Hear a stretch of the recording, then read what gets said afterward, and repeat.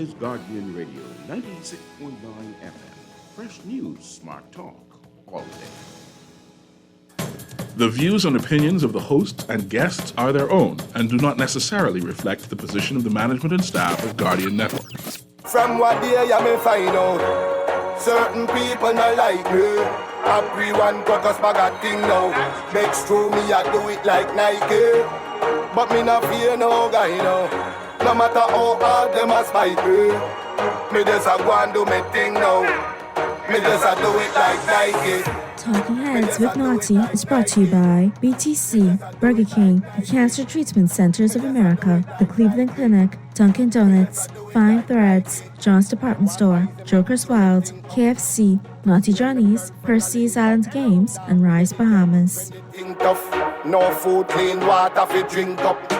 Now me and the dog them a link up. Big truck, 20-inch rim just a spin up. The Pioneer just a kicks up. And a hip-hop calypso. You can't see the star to the tint up.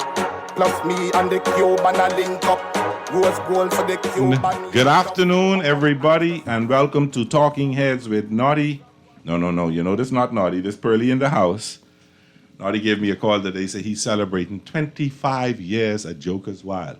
I don't want to tell him he looked that old. But so he said he has to do some things to Joker's Wild. He's celebrating, so Pearly in the house today. And I hope you don't mind, guys. Welcome. Today is May 10th, 2023. A special but sad day in our country. We had 43 years ago, getting up that morning, Sunday morning, to get to church, St. Francis, and talking to the late Monsignor Preston Moss and the late Deacon Peter Ramming, and just reminiscing on what happened the night before. And I think, I can't remember which one, but I think one of the Defense Force officers who died was a member of Resurrection Catholic Church. So every year is something different, something special to remember. Remember those 4 heroes. Remember the survivors of the HMBS Flamingo. And we keep them in our prayers. And congratulations to the government for making today a special day. And the resolution, I watched the Parliament and listened to the speeches for the resolution today. And it's a good move that we remember our heroes, remember people that made an impact in our lives and who gave their lives for the defense of our country. So today is HMBS Flamingo Memorial Day, and it will be today will be that day forever. So let's remember those young men, even those of you who weren't around, who weren't born, who weren't there. Let's remember them, that it's them who took that step to protect our waters that made it possible for the young men and women who are on the Defense Force today and help keep our country a little safer. And I remember one of the ministers said it was good to see our people protecting our people. We didn't have to worry. They did come to help, but our people protected our people. So happy Memorial Day. Let's keep our young men in our thoughts and our prayers. And let's remember May 10th from this day going forward.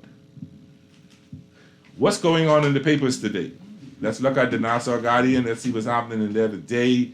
Probe over Atlantis bosses RCI statements. Department of Labor descends on PI resort. Oh boy, I'm staying out of that one. AG says government, and Stupendous says proper legal means will be used. Once we do it right, I'm good. SPF wants majority of fraud charges dismissed. And the former GG, Sir Arthur, welcomes the Privy Council ruling, which means that, young men, we can now pass our citizenship on to our children if we're married to a foreigner or not, which is a good thing once we do it right. Good afternoon again from Talking Heads. We have a special guest with us today. We're going to talk some things. I can let you know this is going to be an educational talk for me. While I know what we're talking about, while I know a little bit about it, this gentleman is going to give us a little insight. He's going to wake us up to what is going on. And people, what I like about this is for us, the people. So we have an organization called the Organization for Responsible Governance. the executive director of Mr. Matt Albury, who's here with us. And I just want to say, Matt, welcome. Thank you so much for having me and for switching around to make this possible. We really appreciate it. Well, I can't tell Naughty no. Even though he's pissed He's me off. persuasive. I heard Joe Rowan going back and a forth lot, right? the other day. So yeah, this must be reparations, I guess. Yeah. Somebody said, boy, if I didn't know better, I think you'll really be mad. I said, no. I said, as soon as we get off the show, he called me. Or he has a habit of him and his kids passing my house and shouting slurs at me as they drive past. I like that he's carrying it to the next generation. You know? Yeah.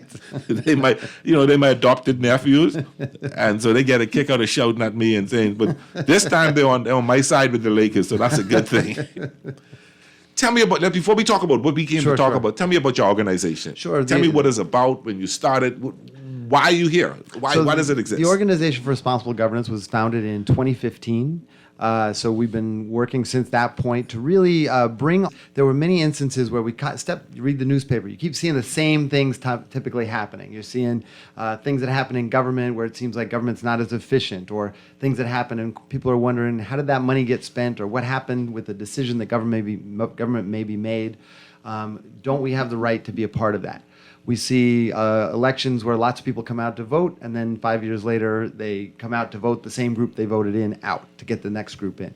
And so we're repeating these same sort of things, which affect our national growth and our development. They affect the social and economic growth of the Bahamas, and by subsequent affect the social and economic growth of Bahamians. So when we got started, we were really looking at how do we make sure things are in place in governance. So things like fair laws and regulations that are clear, transparent, and equitable. Also that accountability, when government says they're going to do a thing, did they do that thing? With monies that government takes from taxes, are they being used in the best interest of citizens? And as we started to do that, we worked together to get things like the Freedom of Information Law passed back in 2017. We got laws like fiscal responsibility passed. We did a lot of those types of things. We put lots of research together and said, hey, here's ways we could change not only things in governance, but also in economic development, opportunity to be involved in kind of the say-so of how things are running. We also know that education is critical underneath that. If we don't take care of our youth and make sure they are part of a sustainable future, no matter what changes we make now, it's not really going to pay off. But we also realized as we did that and we started to make that work, and we had some great impact and some effect, if the citizens weren't involved in that conversation, if laws were getting passed and it wasn't the people in the family islands and in our communities weren't aware of what those laws were and didn't feel like they had a say-so, then governments may be making decisions without all their information, or maybe laws are being made that aren't necessarily going to serve some of those people who are most vulnerable in the best possible ways.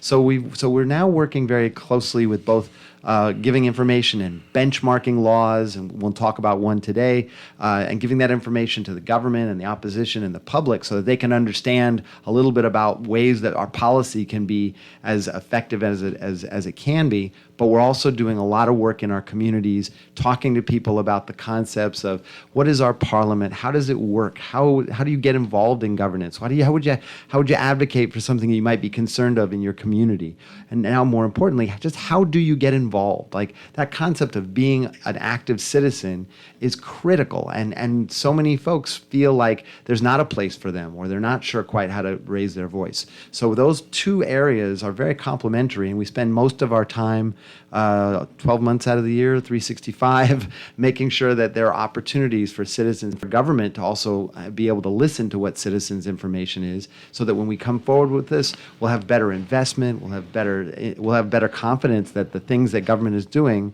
are really to the benefit and the interest of citizens, and that citizens are aware of those things and can take advantage of them.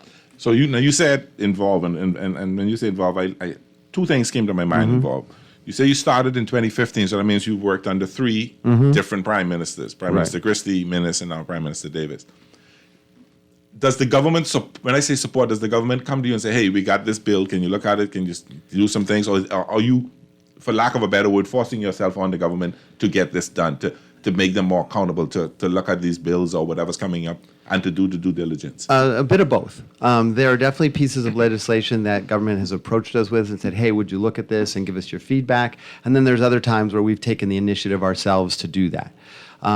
Our thought, though, is it can't just be groups like ours that are formed to do this. It also has to be something that more folks are aware of. So one of the things we've been advocating lately is a more consistent public consultation process, so that regularly people feel like, oh, I can get information about the bills that are coming forward and then how I can have a voice. If we don't have any prior knowledge of what the laws are that are being considered, they go to cabinet. Cabinet decides what they're going to decide.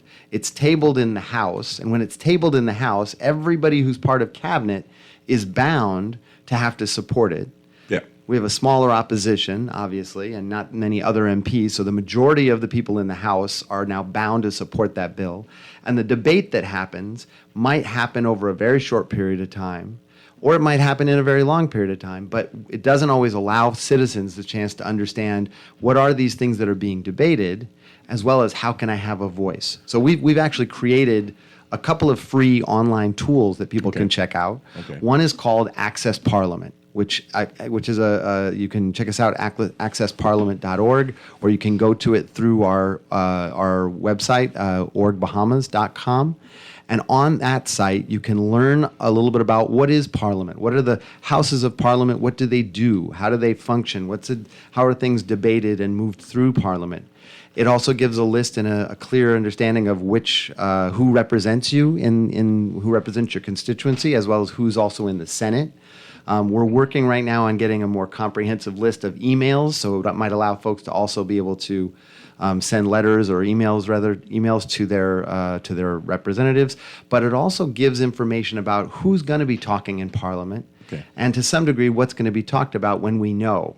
That means you might not have all day to sit there and watch the parliamentary channel, but if you know that person that you voted for, say, hey, let me listen to what they're saying and make sure that they're representing, whatever constituency you might represent. And then the second is called our Policy Review Center, where whenever we get a piece of legislation, which is most often once it's tabled in the House, sometimes we do get it beforehand, we put it up there and it's free. And then we make the opportunity for citizens to read the bills for themselves, as well as there's a feature where you can put your thoughts about it, whether you like the bill, don't like the bill, have some suggestions for improvement, and we will share that as you provide it directly with government and the opposition, so that people have a chance to see and consider what your thoughts are as a public. What we've seen that across the world, when that happens, when citizens inform policy is more effective and there's more investment. People feel like the system is reflecting their thoughts and interests. Doesn't mean your opinion's always going to be taken, but you felt like you had to say so, you're more likely to say, all right, let me see how this thing plays out. Are you getting a lot of engagement on these sites? Are Bahamians taking advantage of this? I not as much as we would like, and that's part of what we're working to. All of this is a little bit of like a new behavior. Yeah. Like when you haven't gone to the gym for a long time and you go back to the gym. Tell me about it. Yeah, right. You're a little slow to get to that. So we're trying to create spaces and opportunities for people to use it. Okay. And find ways to be involved. So it's a new tool that we just rolled out this year, pretty much in last fall. And so we're starting to create opportunities. We sent out and shared information on, say, the procurement bills, or on the disaster relief bill, or right now up there you can find the bill we're going to talk about today, the Ombudsman bill, but you can also find the Tourism Development Corporation bill, which is talking a little bit about how those Airbnbs are going to be managed and taxed, or the DARE bill, which now is talking about are going to be regulated going forward. So those types of things we want to make sure people have access to. What we absolutely need to do, and this is, we're a small organization in this way, so we can only do what we have the bandwidth to do, but is create more information to help people understand what are those things that actually break out the parts of those bills. You say public consultation, and we're gonna get to the bill in a second. Just one last question before we get to the bill. What type public consultation? At town meetings, phone calls? So historically, what's happened is when something has come forward, like freedom of information, there was a series of town halls. That becomes a little problematic in our current day and times because of concerns of COVID, as well as the fact that as an archipelago, that means you have to do 16 town halls for all those communities to come out. It also isn't necessarily how people learn. If I get up and just listen to somebody talk about something, that may only give them their perspective. So I think what we need to think about are different ways to build in consultation that are easy to access. So what a lot of places, England being one of them, are using is they're using technology. And there's a regular space where new bills come up and they are informed by the people that have the technical knowledge. They put together what they call a green paper. And then a series of questions might come out. Or you might have an opportunity to not only read the bill or get a little bit of a training on what are the parts of the bill, and then you're able to be asked questions automatically, and those questions help you to come up with your thoughts and ideas. Do I like this bill? Do I not? And then what we know in the Bahamas is we have a ton of smart folks and a ton of smart folks who want to share those thoughts. So how do we so giving a space where those things can be gathered in a way where it's not who talked loudest or last or whatever, that also would make an opportunity for people to feel like, wow, if we're moving in this way, something like digital technology, wow, isn't that an amazing opportunity? I went to school for that, so let me share my thoughts and ideas. And that then can proceed before it gets to cabinet, because you can bring all that information together in some way. You can establish and quantify what type of ideas came forward, what was their support for this part of the bill or not.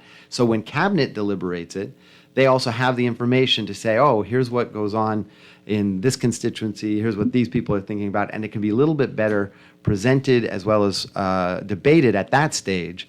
And then when it hits when it hits Parliament, those will hopefully be reflected in some of the comments that came forward. So you measure something like that, and it becomes more regular and more standardized. When you only do it every once in a while, people aren't going to become comfortable with it. It happens sporadically. You just don't expect necessarily that that's how you're going to spend your time. A texter asked, who are the individuals who founded the organization? Who's all involved? So our organization was founded in 2015 by a lot of the folks who were leading the Coalition for Responsible Taxation. So at that time, it would have been Robert Myers and Lana Lee Brogdon and Rupert Roberts and Galen Saunders, Troy Darville, Michael Payton. I know all those names. Yeah, and so that was our founding board. We've had some changes, and now we have folks like Hubert Edwards and Jeff Beckles and Gowan Bowe, Diane Phillips. We've lost a few board members. We also just changed our leadership. So Galen Saunders is now our interim chair. Our core team is, we have 5 folks who are full-time. So myself and Stefan Evans, who's our incredible assistant director, Candace Thompson, who's our comms person. We have Tate Adderley, who's out there in the community as our engagement manager, and then Dulcinea Thompson, who is making sure we all get paid and managed appropriately as our administrative manager. So those are our organization. And better than that, though, we have lots of support from volunteers. We have people who lend their time and their ideas. How can people help? Right. So folks can check us out at orgbahamas.com. You can send an email to info@orgbahamas.com if you're interested in volunteering or getting involved or having any further information. And you can also check us out on Facebook and follow us at Org Bahamas Foundation or Instagram. It's a similar, we do every once in a while tweet, but we're on LinkedIn, the same space. So we really hope that people find out what we're doing and get involved. We've had a lot of traction and a lot of feedback, and that feedback absolutely helps us to understand when we put forward something and we're, say, comparing it against what they're doing in Barbados or what they're doing in Trinidad.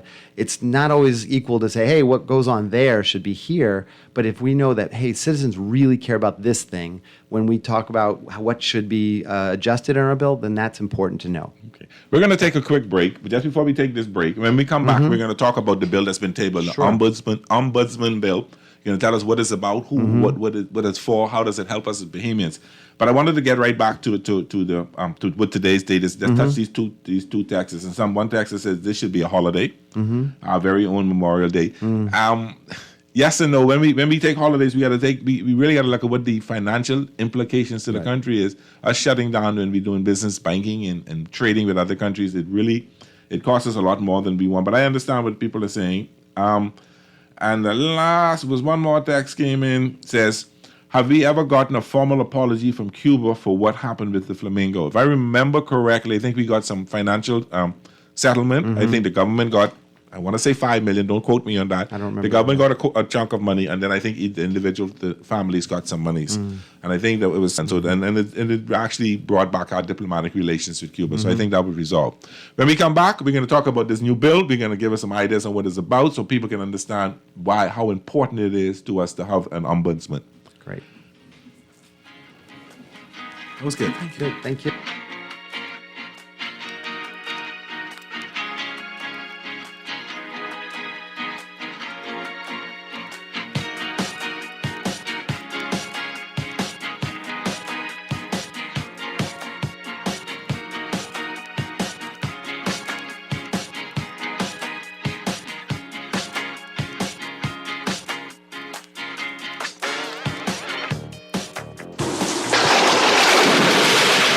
After a hurricane or storm, get the Nassau Guardian's Hurricane Guide. The guide will tell you where to purchase building and cleaning supplies, waste disposal, medical care, which auto shop to go to after driving through flooded streets, and much more. The Nassau Guardian's Hurricane Guide will help to make sure everyone knows what to do in the event a hurricane approaches and after it departs. Take advantage of this double insertion opportunity plus 15 radio commercials. Contact us today, 302-2300, 302-2300, or call your account executive. Will you be prepared? Experience the pure deliciousness of Dunkin's Glazed Donut Breakfast Sandwich. This sweet and savory breakfast treat stacks a fluffy egg and smoked bacon, sandwiched inside a split classic Dunkin' Glazed Donut. Make it a combo with lightly seasoned hash browns and your favorite freshly brewed Dunkin' coffee. Stop by your favorite Dunkin' today and take breakfast to a fun and tasty level with the Dunkin' Glazed Donut Breakfast Sandwich. The Bahamas runs on Dunkin'. Cancer, my family, didn't know if I was going to live. At Cancer Treatment Centers of America. Within days, I got an appointment. They presented me with treatment options, and we set up a robotic prostatectomy. When my scans came back, there are no signs of cancer. They don't see you as a number, they see you as a part of the family. I'm going on with my life. That's a real gift. Call us at Cancer Treatment Centers of America. Play with Island Games, we making dreams come true. Play with Island Games, we paying more out to you. Don't mind the noise in the market, you getting cash in your pocket. 'Cause Island Games is spicy, and spicy is tradition. So when you play Island Games, we putting Bahamians first, guaranteed to pay. Island Games, we like them other jokers. We've been here from the start, from the bike to computer. Island Games, we gonna make your dreams come true. We playing with Island Games. People, what you thinking? We want something different. People, what you wanting? We want local government. I can tell them no more slunking. We want see it function. I can tell them no more joke. I forgot. Going down Blue Hill Road, going down Village Road, going down Nassau Road. We want local government. We want local government. It's the road. We want local government. Share the love. We want local government. We got call for local government. Sign the petition and find out more information at risebahamas.net. Juicy fried chicken, mashed potatoes with gravy, and a hot buttery biscuit for only $5. That's genius! Part of the KFC Genius menu, the KFC $5 snack box delivers on flavor and value. Need to feed more than one? KFC's Great Picks has got you covered. Packed with 4 thighs and 4 legs, fried to golden perfection, plus 4 buttery biscuits for only $20. More genius menu at KFC. It's finger-licking good.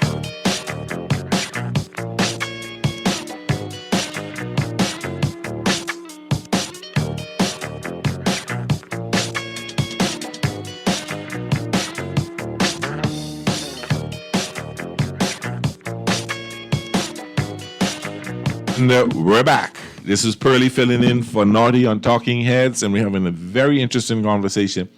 I pride myself in, I'm a, how to put this now? I want to put this correct. I don't want to say political animal, but I follow politics around the world. But of course, here, I follow the Americans, the Canadians, the British, Jamaicans, Trinidadians, Barbadians. So I've been hearing about certain things, and I keep hearing about an ombudsman. and thinking that's an American thing. But I'm now learning it's not. It's not. No, it's an ombudsman actually probably goes back more to the British tradition. Okay. But an ombudsman is really a middle person. I think about it that the clearest way is it's somebody who helps to mediate between groups, make sure that there's a representative. Some people would call an ombudsman a public advocate, and in some instances that's how it's been used. But fundamentally, it's a person. What the legislation that was just tabled brings forward is the fact that an ombudsman is a person that would be independent of government, that could receive concerns or complaints that come from citizens and help them to investigate those and determine to make sure if there was any case of what they like to call maladministration. The government didn't do what it was supposed to. Maybe they didn't follow the law that they were supposed to. Maybe they didn't get back to you when they were supposed to. Maybe there was something else going on. They didn't treat you or give you the response because of who you are or what they thought of you. Any of those things that we've seen and have now helped to resolve that. Let me put you on the spot with this one. Sure. Then. Procurement Act. I see the leader of the opposition has been making a lot of noise about the government not following the Procurement Act. Right. Not doing it. Will the ombudsman would be the person that the leader of the opposition goes to now to help with this? They could. It is not positioned for exactly something like that. Okay. Ultimately, something like, say, the breach of a government to do what they need to do, though, is a citizen has a right to bring it forward. Whether the ombudsman would be the pathway or something else more legal would be the determination. But the ombudsman was more designed on you as an individual citizen. Okay. You as an individual citizen say, hey, I put a bid in for the Procurement Act, and no one ever got back to me. Okay. No one responded. No one said whether you got it or not got it. You could follow it that way. Okay. I could say, hey, I've been trying to get my information from the immigration office or road traffic or something, and they're just sending me in circles. I got letter after letter. They said I didn't do this. I sent this back, and I don't know what to do now. The I don't know what to do now is really where the ombudsman solution comes. Okay. It's how do you then help that? It doesn't mean you would, if you have a problem, you jump to that. You still would have to go and try and address it with the part of government that you're dealing with. But when that does not become satisfactory or you're told no, It's your last resort. you have another space to go to, and a space that works outside of government. And so that's the critical component, is that it is to be managed as an office that is independent of government. It's not a public officer. It's not something that reports up to somebody who has been appointed or appointed a minister or Who head of appoints this that. ombudsman? So in this instance, and that's an interesting thing about this bill that's a little bit different, because there was a previous bill in the last administration. I remember seeing something about that. So the last administration, we had looked at this bill then, and they talked about the fact that appointed by the Governor General, but with recommendation from the Prime Minister and in consultation with the leader of the opposition. All that means the Prime Minister is the Senate's man. But in this bill, which is really interesting, and the first time I think I've seen this at this type of legislation, this person would be appointed by the Governor General upon recommendation of a committee that would include the Prime Minister, leader of the opposition, representative from the Bar Association, representatives from the Law Commission, representative from the Chamber of Commerce, and even a representative of civil society. And so this is an instance to say that this person's appointment would not be directly driven from one or two people who have a very political drive. So the ombudsman would be nominated. Can anybody nominate? Can I say I want Matt Albury to be out? So it has very specific criteria. You have to have the background to basically be considered a Supreme Court justice. So you have to have a knowledge of the law. So you really got to be a lawyer. Yeah. But also you have to also show that you have knowledge of human rights. You have to have knowledge of government processes, and the selection means that you would be considered at the same level as that justice. So your background and experience would be commensurate with that. And they'll have a full staff, and their staff doesn't say exactly who and how, and that's something that is also to be considered. But this piece of legislation, which was, as I said, there was one tabled in 2017. And groups like ours were cheering that it was put forward because it's really a major step forward in terms of transparency and efficiency for government. It never got debated. Never got debated. It got tabled once and then never came back to light of day. That this came forward, it was actually in the government's blueprint for change, which was good to see. And that it was coming forward is exciting because it does mean there's an opportunity. That this will be passed? Well, so I logically, it'd be hard to understand why a government would fault a previous government for not doing this and then not do it themselves, but that always is a possibility. But the fact that it is put forward and that there is a public debate and an opportunity for citizens to see what this is and start to build a public will that can influence the political will creates an opportunity. Let me ask you this. Government does what it wants to do. The government, and I don't mean the PLB government, I'm saying the government generally. So, because the minute I say this and I get some phone calls saying I think the government, I'm being general, has the right, does what it wants to do in terms of because it has the majority of whatever. What does it matter having an ombudsman? Why should I get one? How effective will it be? So for citizens that feel like, just as you said, government does what it wants and what can I do, this is a what can I do. So this is the law will set up and establish this office. The office is independent and has the capacity to whether it be writing, online, by phone call. They'll receive those, they'll vet them out, they'll respond and make sure that the person knows, hey, we got this complaint. And then they'll start an investigation.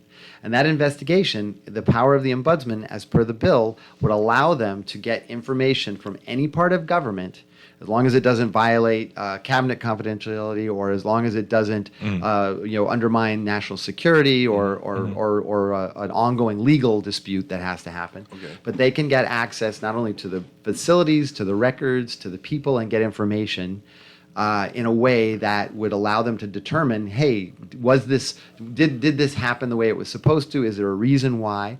And from that, they can actually even institute potential mediation. If there's a dispute that's going on, they can help the government and the citizens to resolve what that might be. But they also then can, if they see that there is a breach, they can then provide recommendations, and those recommendations will be provided to the part of government that has a challenge. And that maybe had the breach rather, and they would then have that information to be able to take an act.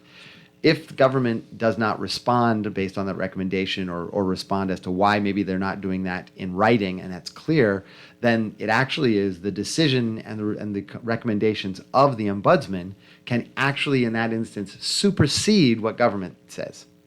So if there is a circumstance, and again, you would think that maybe that doesn't come to fruition that often, but if the law tells you that there is now somebody that citizens can go to get support to be able to resolve an issue they might have dealing with government, and that person potentially has the power to even have their decision supersede the part of government, that's something to be looked at. That's something to be interested in. Let's break this down now so the average bear could understand this. All right, I put in a bid, I heard nothing, I know I had a good bid, and I went to the ombudsman and complained. So you don't see you put your bid in, but you don't see, and you know your bid was better, but you don't see the results, and all of a sudden you hear somebody else got it. Exactly. You see that now, and you're concerned. What happens? You would go to first the part of government that you have a concern with, and you say, hey, I put my bid in. Can I get some information about what was the qualification of my bill, what it was, where I didn't? And they say, absolutely not. Won't share. Won't tell you, and it becomes contentious. You can then go to the ombudsman with that circumstance and say, hey, here's the day I put it in, here's the receipt of that bid, here's the times I talked to those folks, here's where we are, what can you do? And they would advise you, receive that complaint, and then they'd start their investigations internally and be able to figure out if what your concerns are valid. Okay. Or if they weren't, then they'll know, okay, here, we didn't find concerns in your valid, and they also have to, in writing, tell you why they didn't find your concerns valid. So you found my concerns valid. You found out that I put in a bid to build a building, and the people give it to $4 million, and my bid was $700,000, and the building should be able to be done for that money. Right. The ombudsman could go to the government and say, hey, you can't give it to them, you have to give it to him. The decisions of that are not specific. They can make recommendations. Okay. But if, say, government, they say if the recommendation came back to say this should be reconsidered or there should be a fair process to go back and rebid because for some reason they lost your bid or it wasn't considered, then that would be considered through that process. So I go through all this, the ombudsman makes the recommendation, government says, so what? I still go in my road. So they can go their route. That can also, though, be publicly reported. Okay. So Okay. so it becomes an opportunity then to share that information. The ombudsman, who basically reports up to the Speaker of the House every Okay. year annually about their actions, will include in their reports the types of things that or didn't come from the process. So there's an opportunity for further remuneration. Is it a silver bullet to solve everything? Nah, It's not. But it's a step in the right But it direction. is a step in the right direction. And in truth, when you go to places that have used it, and it's interesting to note that it's been used in lots of places in the Caribbean. Jamaica has an ombudsman. Trinidad has an ombudsman. Barbados has an ombudsman. You mean the Antigua Bahamas has a- falling behind again? Well, as we like to, we like to see how it works out there, and then we'll get a chance to try it out. So, in that process, though, and in other places where an ombudsman has been used, it actually has been very effective at a couple of things.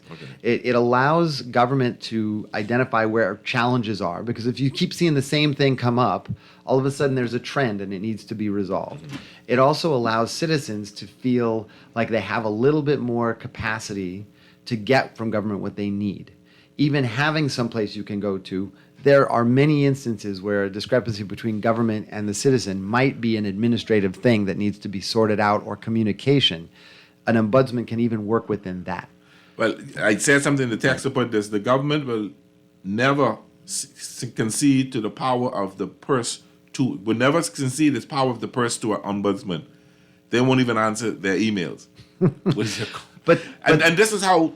But that's we think. exactly right. But That's how we feel. But it's not even how you feel. It's accurate. If you go to a government website and you look at the government website, and the government website tells you who was in charge in 2017 and hasn't changed since, there's not a lot of service. So even things like that, citizen concerns now can have a place, because we all know that, we all challenge that. But who are you complaining to?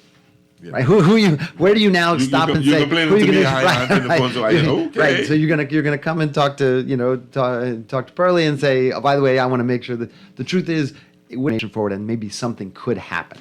So that's part of what we want to encourage folks now. So this bill that was tabled most recently in the House is now available for citizens to go look at. We put it up on our website, on our Policy Review Center, which is at orgbahamas.com/Policy Review Center. Or if you go on Org Bahamas, you can look at the tools, the citizen tools, and you'll pick it from there. And the bill you can read. Now, not everybody likes to go read a bill, but it's good to read it because you need to understand for yourself, does this thing serve me? Do I feel like this would make sense for me? You can listen to Matt Aubrey, you can listen to lots of other people that tell you this is good or this is bad. The truth is, you need to find out for yourself. Yeah. And then, better than that, if you have some ideas, some thoughts, you think this is a great bill, you think this is a bill that could be improved, you think this is better than the last bill, you don't think it's as good as the last bill, whatever those things are, there's a little spot there where you can go ahead and start to write your feedback. You can put your name or not put your name. You can give your email or not give your email. But ultimately, getting citizen input is a great, great process that we need to start to encourage folks to do. So this bill, which potentially can be something that can help us out, or potentially can be just a piece of legislation that nobody ever uses, hopefully will be the first. And that really depends upon citizens looking at it, making a decision, giving their thoughts, not only just on our site and that, but letting the member of parliament that represents you hear, do you like this bill? Do you want this to be not only debated, but passed? And the reason we're encouraging folks so much now, because one, we've heard so many people that are dissatisfied or feeling frustrated or saying just that, is that, no one's going to call me back. Government is an opportunity to change some of that. And we also don't want it to go the way of certain pieces of legislation that got passed and still aren't enacted. If this is something that you think we should have in place, the power of the public should drive the power of the politic. So let's break this down again now. If you're running, it's on time to say bye. So let's break this down again. How does it work? Who is investigated? How can I report? So the law as it establishes would say that there would be an office of the ombudsman. The ombudsman would be selected by that process we talk about. They would be in a space where you could call them, you could email them, you could go in face to face and say, I have a problem. they'll listen to that problem, or whoever their representative will listen to that problem and say, that's something we can absolutely look at, we can investigate. There are times that it's exempted, so they may say, no, that's not something our area can, but we can point you to where this issue will be addressed. And that information then would be received. You'd get the law right now, the act says that you would get a receipt of your complaint within 30 days. That would then be investigated. An investigation, I think, has within 90 days to be responded back to.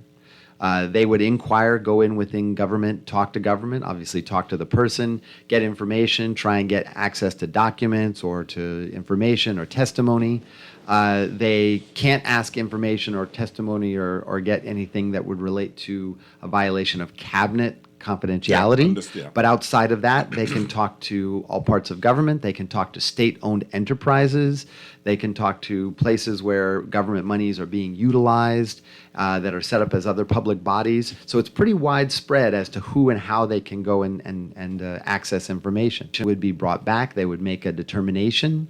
That determination would be provided to both the complainant as well as the part of government.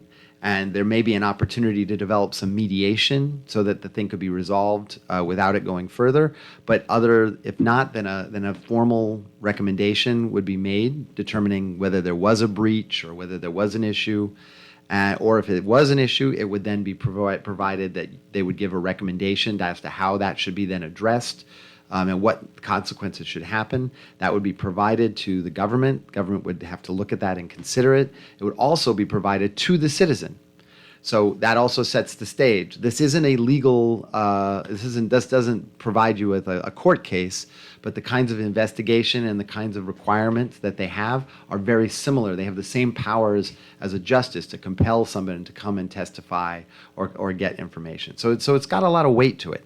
But that allows it to be then resolved in a way where information that you may not have had as a citizen in your first instance becomes available to you. Okay, we'll take our last break, and when we come back, we'll wrap up and talk a little bit more about it, and hopefully we'll get some people to help you out, to volunteer.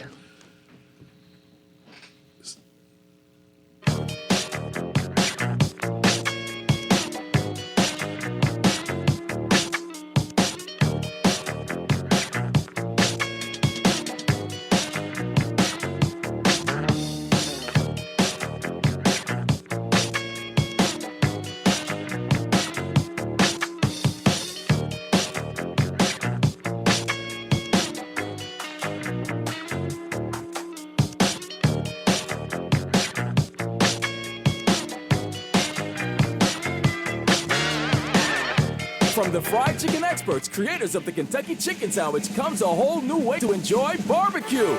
The KFC Cream Barbecue Sandwich features a 100% premium white meat Kentucky Fried Chicken filet stacked with bacon, cheddar cheese, crispy fried onions, and barbecue sauce on a toasted, buttery brioche bun. The new KFC Barbecue Crispy Sandwich is available only for a limited time. Try one today and enjoy a whole new level of flavor. KFC, it's finger-licking good.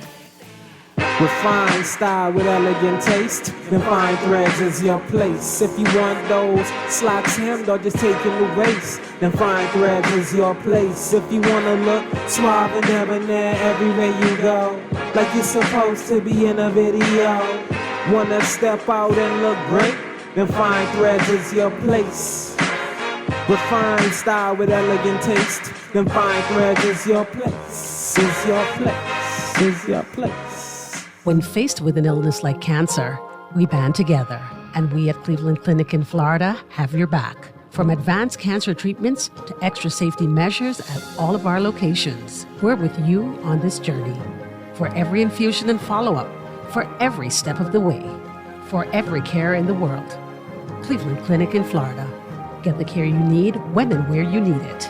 To learn more or connect with a local representative, clevelandclinic.org/Caribbean. The 6th edition of the Bahamas Games are on the way.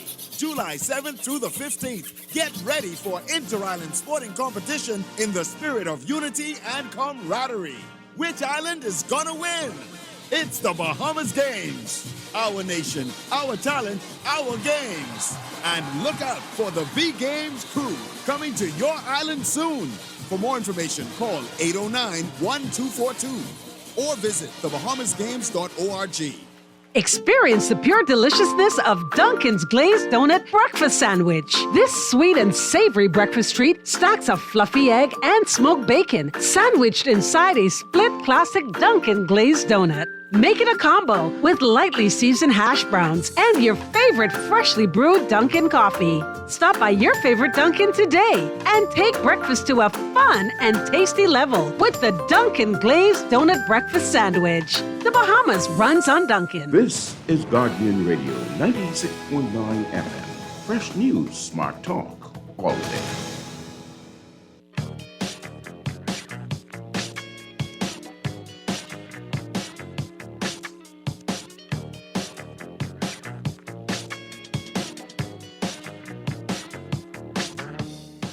And we're back, Talking Heads with Naughty. This is Pearly in the house. I told the producer a quick break. I didn't know he's coming back that quick. Matt, this has been an educational and informative hour for me. Listeners, I learned something today. If I want to be involved, what can I do? How can I get involved? How can anybody get involved with your organization? So as an organization, we're a not-for-profit, and we are very happy to have folks come and connect with us and volunteer. That means no pay people. People can come to check us out at orgbahamas.com. They can sign up as a member. They can sign up to get our newsletter. They can call us or email us at info@orgbahamas.com and let us know you'd like to volunteer. But the first thing I want everybody to do, if they have a chance, is to go to orgbahamas.com/policy review center. Check out the bill. Check out the ombudsman bill. Take a minute, read it for yourself. Get a chance to understand. This potentially could be a great piece of legislation, but it's important that you feel like it does serve your interests. That reading of legislation also helps you to understand those things are going to be debated in Parliament. Will they serve you when it's in place? We want you to make sure to do that. Share your thoughts. Do you like this bill? Are there suggestions for improvement? Are you skeptical? Do you, just as the texter sent before, do you really think, no, this is never going to happen? It's important for folks to hear that. Put those on the website. We will make sure to take all of those things and put them forward so that government and the opposition and the public can see those thoughts. We need people to understand that laws are not made separately from the people. They are made for the people. So that's a critical step. Our tagline is get informed and get involved. And those two things are so critical. So please take advantage of the information, take advantage of the resources. Let us know how we can be helpful if you're looking to get involved or get informed, and keep paying attention to some of those things that are out there, because when they're passed in Parliament, they do affect you some kind of way in your life. We have a caller. You're on the line. How can I help you? Who's this?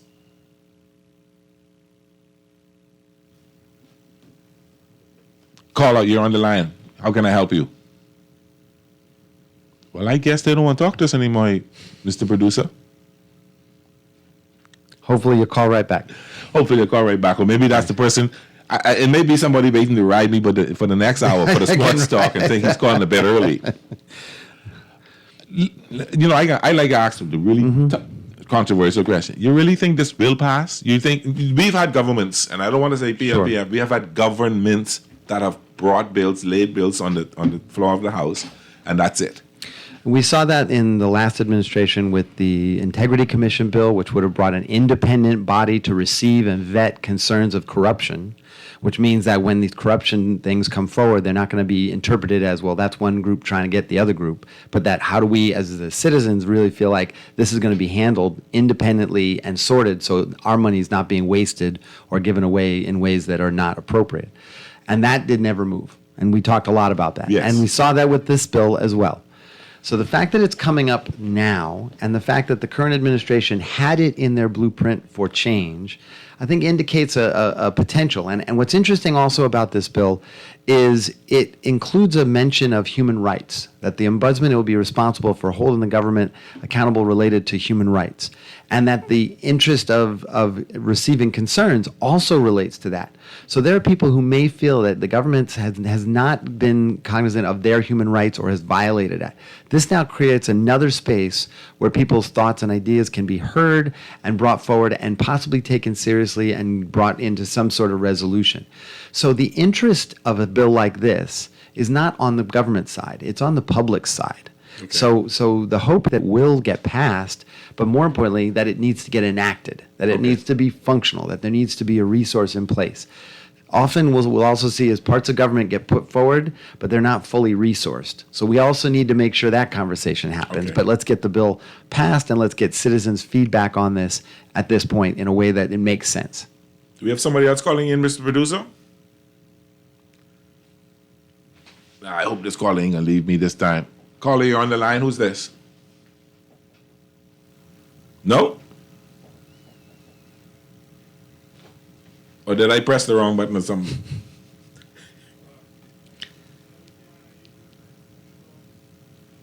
Well, I guess. You can hear me now. I can hear you now. Good. My question is, right? At least, let me say good afternoon. Good afternoon. How are you? I'm okay. Okay, you got to go quick because we're running out of time. What's your question? Oh, I think he cut off. I hope this caller ain't using a bubble. All right. He's on one of those roads where it cuts off. Yeah, and that's a possibility. And I hope he gets in before 5 o'clock because we only got about a minute. But you got the last word. So we really thank you so much for the time to talk about this. Wonderful. We're really focused on helping folks to understand what this bill's about, helping them to get informed about it, and then ultimately get involved in it. So check us out at orgbahamas.com. Check us out on Facebook at Org Bahamas Foundation, at Instagram. Make sure we'll give you information about this bill as it comes forward. We're going to be doing our looking at it. We'll provide some thoughts and recommendations, but it's most important that you make a decision for your own self. Do you think this is the right kind of legislation for you? Does this serve your interests? And you need to let somebody know that has the potentially power to speak about it in the halls of assembly. Give us the website again. Org Bahamas. Except the accessparliament.org. You can check out at accessparliament.org or the Policy Review Center, but you can find both of those through orgbahamas.com. And I'm pushing this Access Bahamas because I've gotten a lot of calls back in my time at the House of working for the House of Assembly and others, wanting information on Parliament. It's a good research tool for high school and for kids. Absolutely, and we as we've gone to, we have a couple of our folks today that are actually in Exuma talking to one of the schools there, and they're giving them information about how to get involved, and then also where to get information when they're more interested in governance or those types of things. So our information is free, available, and hopefully helpful. We are committed to helping citizens and government have a stronger relationship, because when that happens, better things are achieved. And before... I'm going to leave that text for another time. Now, the person was... And Naughty's not in, but the person basically said, Naughty, today we remember our fallen RBDF officers, and after that we rolled out PM Christie. Nobody talking about that. No, we don't need to talk about that. I think the day is more important on the HMBS Flamingo. Matt, thank you for coming. Thank you so much. We're out sir. of time. The news is up next. This has been Talking Heads with Naughty and Pearly and Matt Aubrey from the Organization for Good Governance. We look forward to having you again. This is something you got to make a regular appearance to talk about the organization and talk about the bills, because I think this is something very informative. I learned a lot today. I'm enjoyed it. I'm glad Naughty called me today. I'm glad we got a chance to talk. Thank you very much. Me too. Anytime you need us. Okay, take care of yourself. Bye.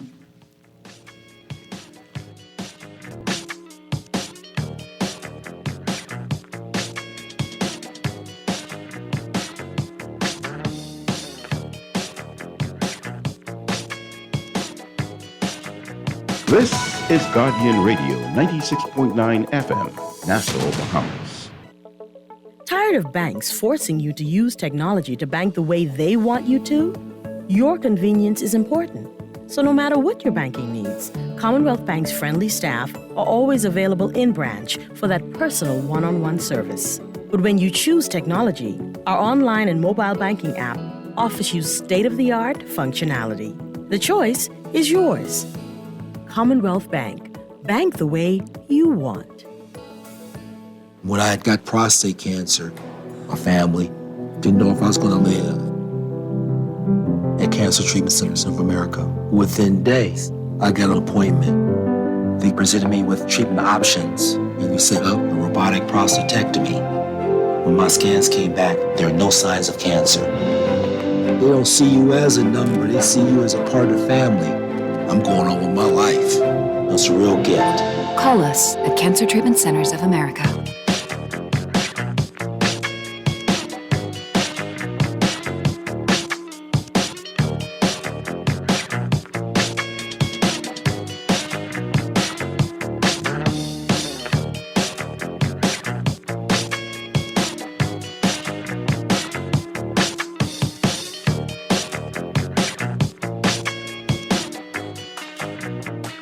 And good afternoon again, Talking Heads with Naughty. This is your boy Pearly in the house, and it's time to talk sports. How everybody doing out there? You know, I'm in a good mood when it comes to sports today. My Dodgers won, my Lakers won, my Lakers can win tonight. I'm excited about the sporting, what's going on in sports. I'm excited about being here today and carrying on bad with me. But it's a good day. It's a good day in the Bahamas. It's a Remembrance Day, and I got to again say we got to remember our fallen heroes of the HMBS Flamingo.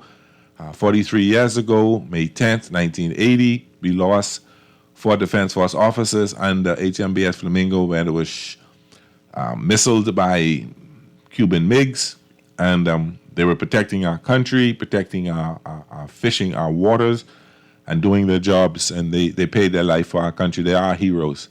We have our own Memorial Day. We have our own Remembrance Day. This is a day that we can remember our fallen heroes, in particular those from the HMBS Flamingo. May they rest in peace and rise in glory. May God bless them and bless their survivors and their families. How's everybody doing today? Today is big days in sports. Basketball was hot last night. It's going to be hotter tonight. But before we get into that conversation, let's look at today in sports history. In 1913, the New York Yankees committed, this is typical of them, the New York Yankees committed 8 errors against the Detroit Tigers. The Yankees won the game 10-9 in 10 innings still. In 1946, the Boston Red Sox won their 15th straight game. In 1967, Hank Aaron hit an inside-the-park home run. And those of you know Hank, he wasn't that fast. In 1969, the National and American Football Leagues announced their plans to merge for the 1970-71 season. In 1970, Bobby Orr, Boston Bruins, scored a goal to win Game 4 and the Stanley Cup over the St. Louis Blues.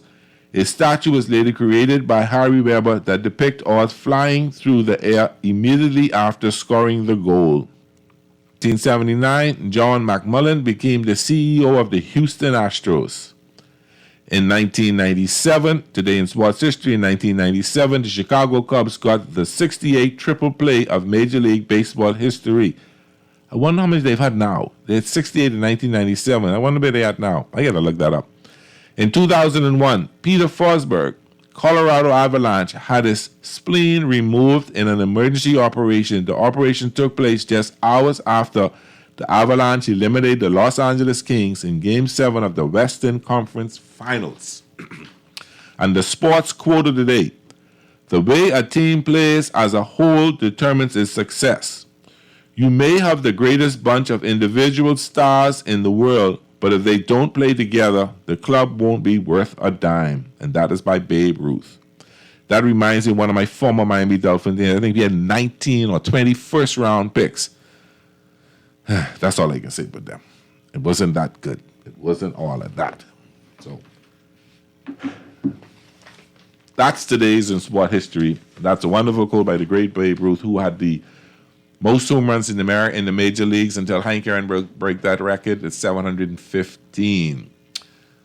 People, what's going on in Bahamas sports? The Bahamas advances to the knockout stages in the beach volleyball championships here. They take out Belize 6-2 at the Malcolm Park Beach Soccer Stadium. Some good things that happen in beach volleyball. We got some talented young men. Jones and the Liberty get their preseason underway today. So you know now, I used to be a Connecticut Sun because Jonquel Jones played for them. She signed this big contract, which is in essence is pittance compared to what the LeBron and the other NBA players. But the WNBA, I think she signed for $200,000. But she's now with the New York Liberty. The New York Liberty has a really good to win the WNBA title, and she had her first preseason game, but against our old team, the Connecticut Sun. Yeah, they lost. The Sun beat the Liberty, but I don't worry about from home. Don't worry too much about preseason. They probably just let the starters come in for a few minutes, and then they let some other people to see who's trying to make the team.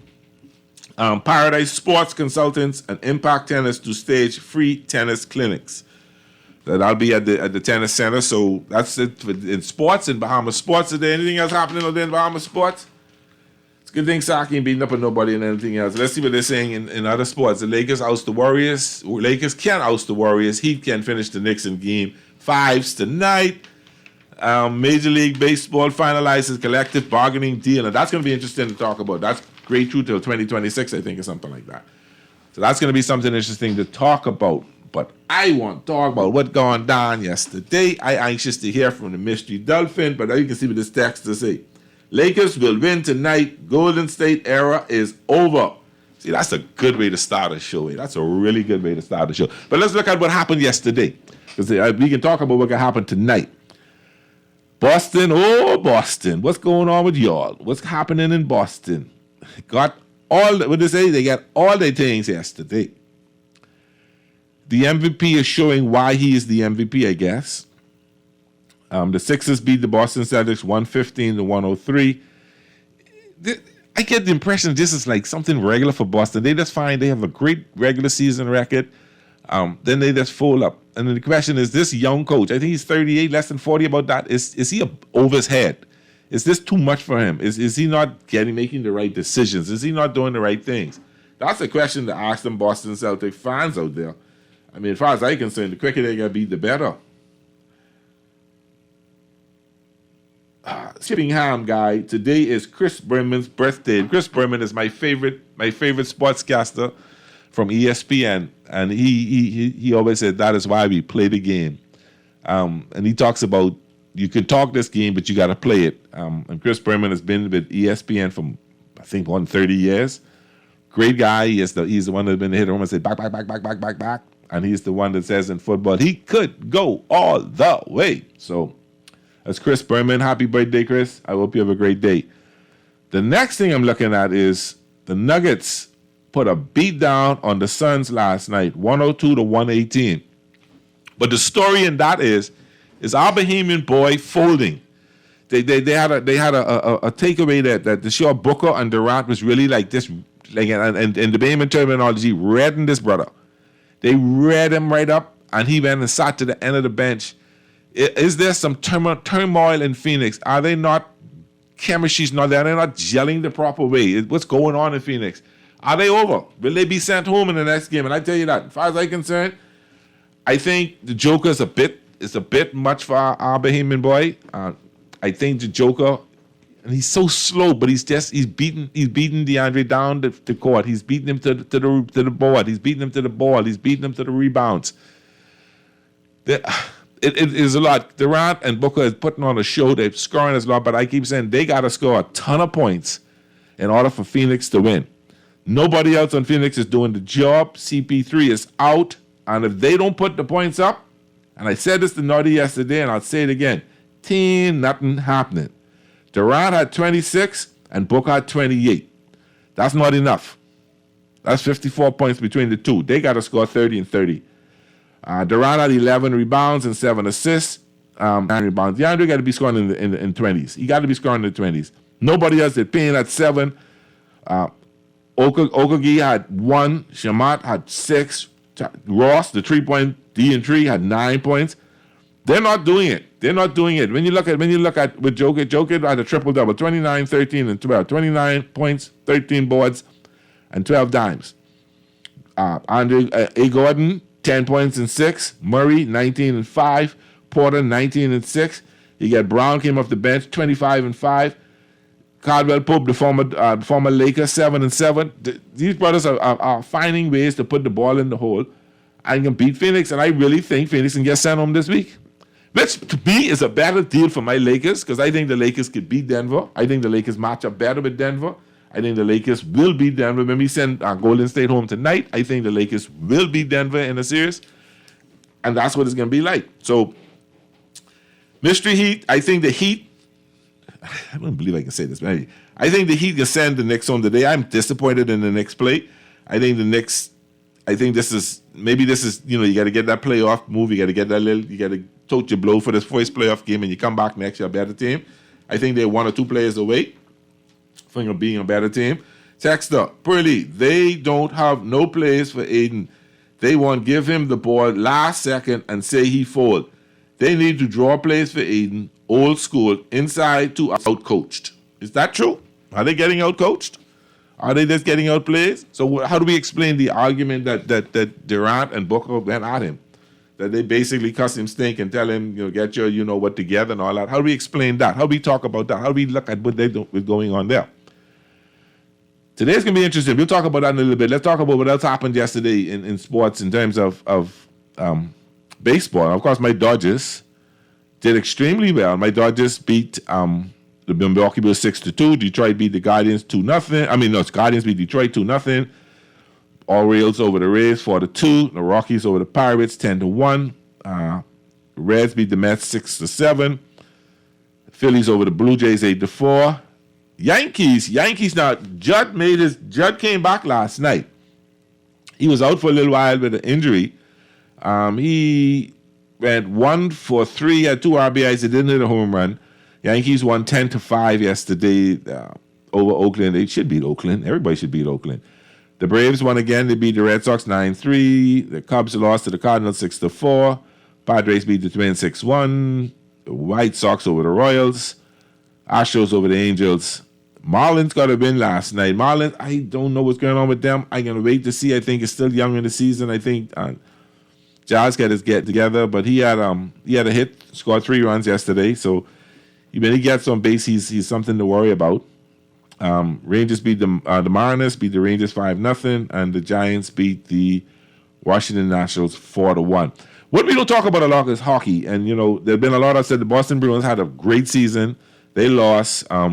Hurricanes have been all over the Devils, beat them 6-1. Hurricanes lead that. The Carolina Hurricanes lead that series 3-1. And the Dallas Stars beat the Seattle Kraken last night to tie up their season 2-2. So that's some interesting stuff going on there.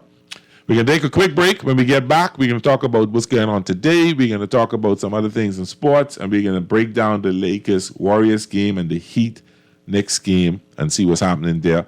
And hopefully I'll hear from Mystery Dolphin, who's hiding from me today. We'll be right back.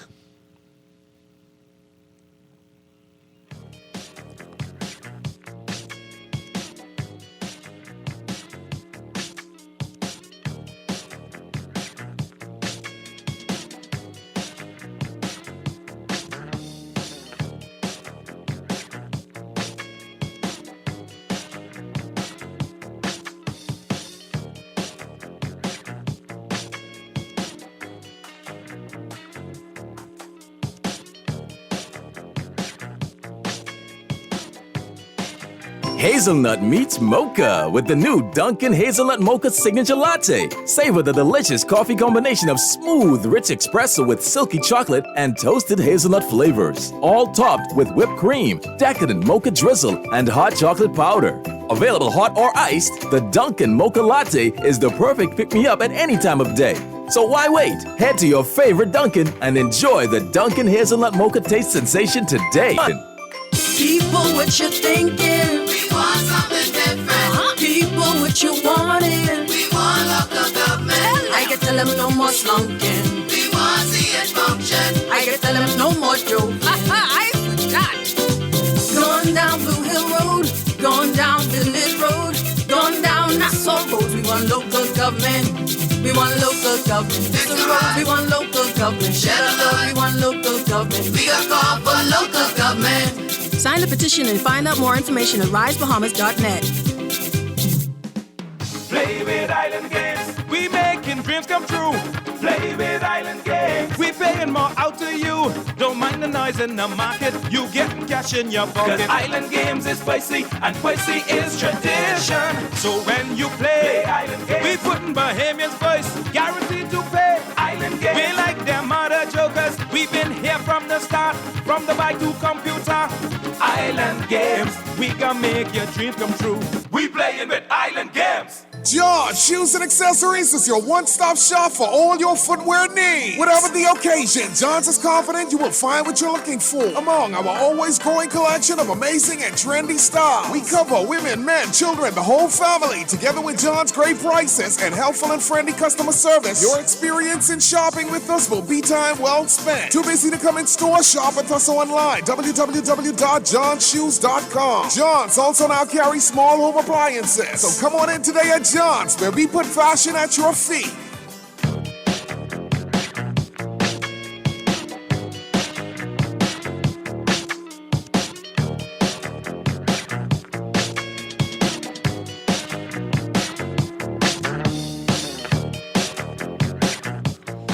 And we're back talking today. Boy, the other day when we had the show, Naughty and I got a little tense. Some people say, I got guys that, boy, I really thought you was mad. No. We're passionate about sports. We're passionate about our belief in sports. We're passionate about the teams we pull for. So every so often you got to throw a little blow at each other to get the blood rushing and stuff like that. But when it comes to that, as soon as the show's over, we call on the phone and we talk foolishness and laugh and share the jokes about what went down. And Naughty's is a very big Yankee fan, and so when I point out the Yankees in last place, I get a lot of response. So, Mr. Jeff, I know you say your Yankees are warming up. I don't believe it.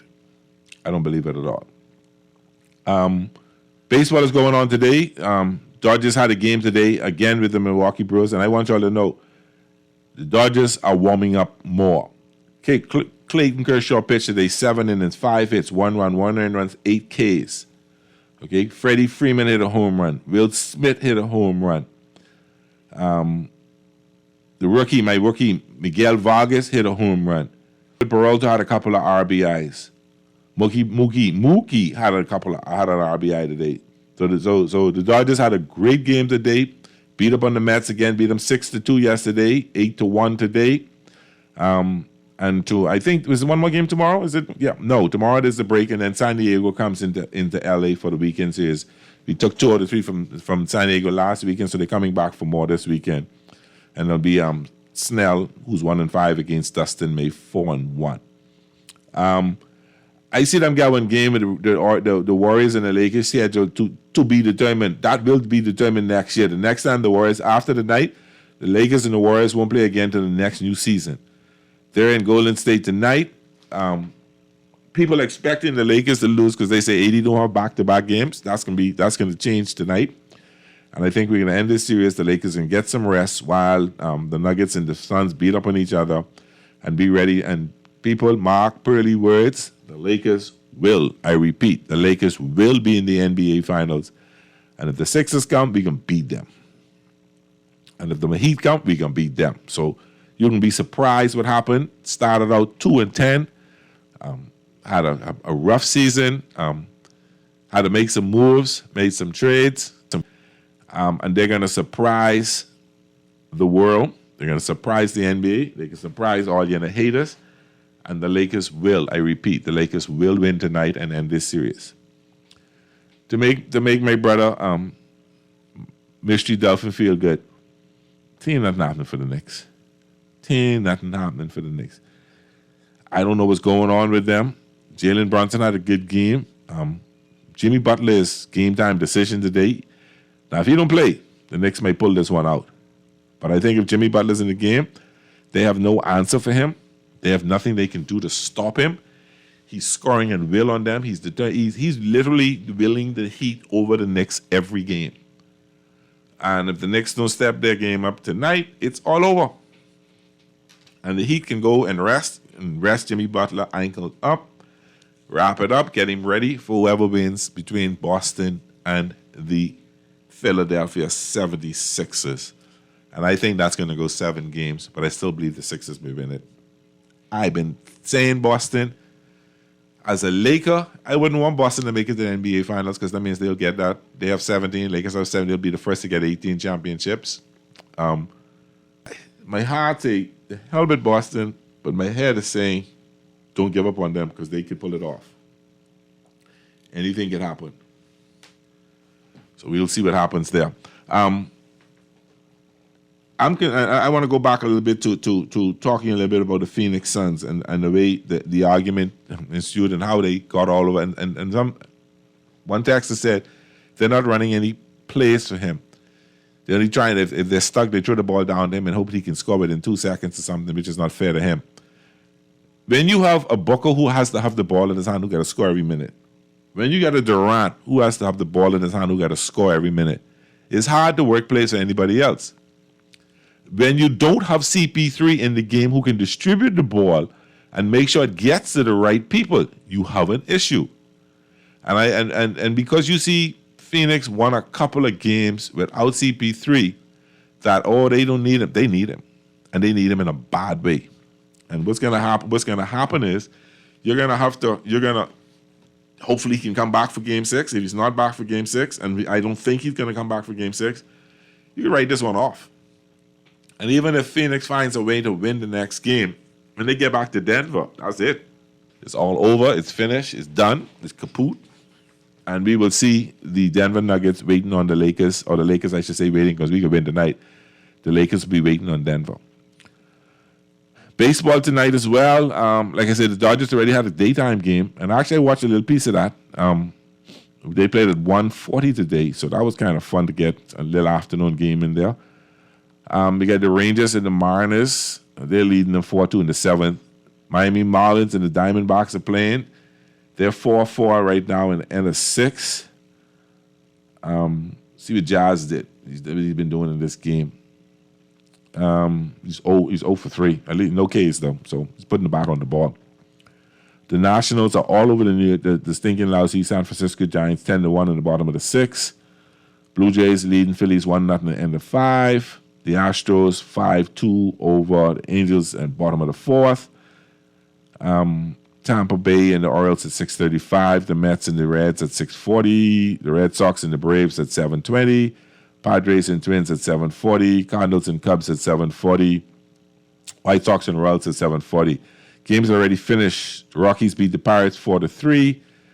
The Yankees again beat the Oakland Athletics 11-3.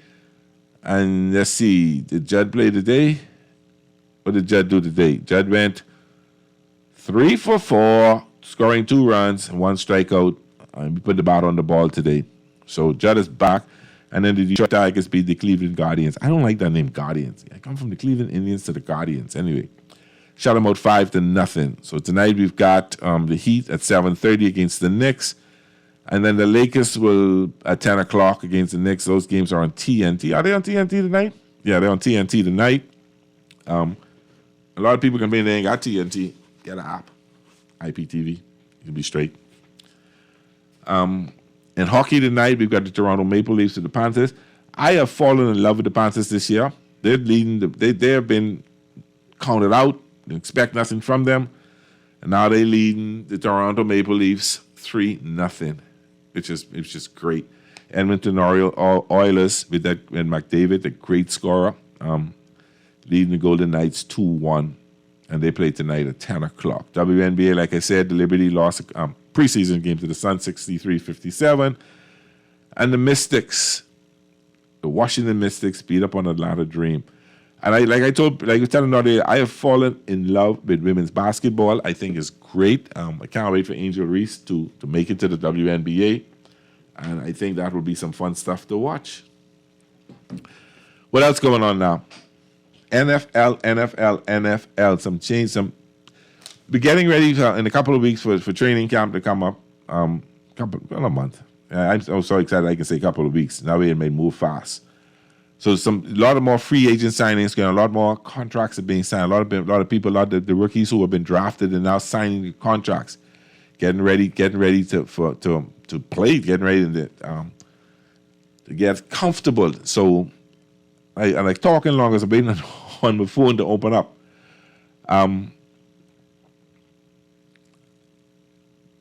NFL is going to be very interesting this year. Ryan Tannehill. A very big hate for certain players, Ryan Tannehill. And the Titans drafted a kid by the name of Levi Levis. Big people think he came to take the job. I don't think he'll start this year. I think Tannehill will start. I think by the end of the year, and Tannehill will mess up enough. Now, the problem is if Tannehill have a breakout year, and he start putting the ball, then he got talking extension, then you start looking at that draft. Was that worth it? What's going on with that draft? People can talk about that, better Tannehill, but I think the reason why Tannehill is no longer a Dolphin will be seen today. We will see that today. We will know what's going on with them. I don't like him. I don't like him as a player, and I think Bill Levis will be on the starting lineup before November, say after 8 games, after Tannehill threw about 100 interceptions, and I think you'll see Bill Levis starting for the Tennessee Titans. So if you Titans fans don't like that, then tell me something about it. I think a lot of the rookies who were drafted are now signing their contracts, trying to get ready. Dolphins signed their number 1 pick.